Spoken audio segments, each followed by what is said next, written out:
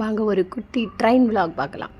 கடைசி நேரத்தில் புக் பண்ண ட்ரெயின் கேன்சல் ஆகிட்டு அன்ரிசர்வேஷனில் போனோம். ட்ரெயினுக்காக வெயிட்டிங் ரயில்வே ஸ்டேஷன்.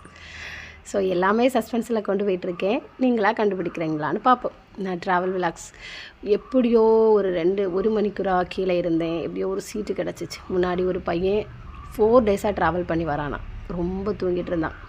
நானும் ஒரு சீட்டு கிடச்சிச்சேன்னு சொல்லிவிட்டு ஜன்னல் ஓரமாக இருந்தேன். நல்ல காற்று.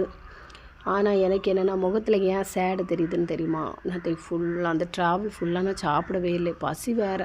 அந்த ஸ்டாப் வர நேரம் டீ கொண்டு வருவாங்க, இந்த ஸ்டாப் வர நேரம் டீ கொண்டு வருவாங்கன்னு சொல்லி பார்த்துட்டே இருந்தேன். கொண்டே வரல. ரொம்ப கஷ்டமாயிட்டு. மணி பார்த்திங்கன்னா ஒரு வழியாக 3:40 கிட்ட ஆக போகிற. தூக்கம் வரல. பசி கொஞ்சம் பசி அடங்கியிருந்தால் கூட தூங்கியிருப்பேன்.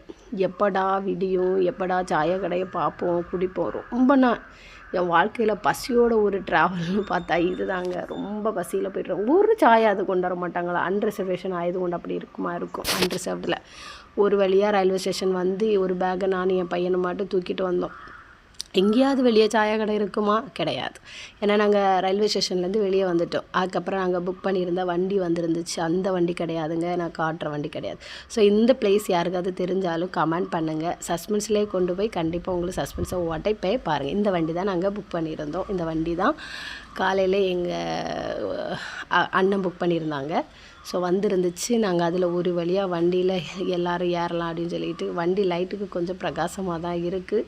ஸோ எங்கள் அம்மா அப்பா கூட சாயா கடை ஏதாவது கிடைக்குமா அப்படின்னு சொல்லிட்டு, நம்ம போகிற வழியில் குடிக்கலாமா அப்படின்னு சொல்லிட்டு. ஏன்னா எங்கள் அம்மாவும் பசியோடு தான்.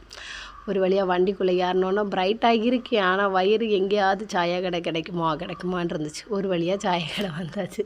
என் பசங்களை கூட சேர்ந்து சாயா குடிக்கிறதுக்கு.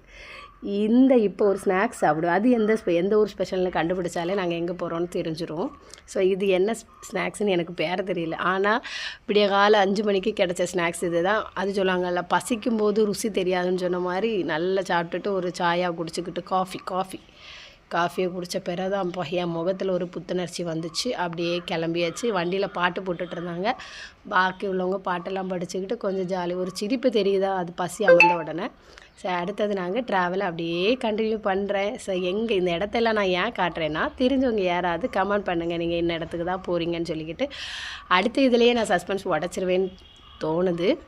ஸோ என்னோடய ட்ராவல் விலாக்ஸை அப்படியே கண்டினியூ பண்ணுங்கள். புதுசாக பார்க்குறவங்க எல்லாருமே ஃபாலோ பண்ணி சப்ஸ்கிரைப் பண்ணி வைங்க. அடுத்தடுத்த வீடியோஸ் வரும்.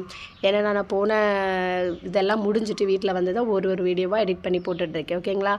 டாட்டா, பாய். நெக்ஸ்ட் வீடியோவில் பார்ப்போம். அப்படியே என்னோடய ட்ராவல் கண்டினியூ ஆகட்டும். நீங்களும் கண்டினியூ பண்ணுங்கள். பாய்.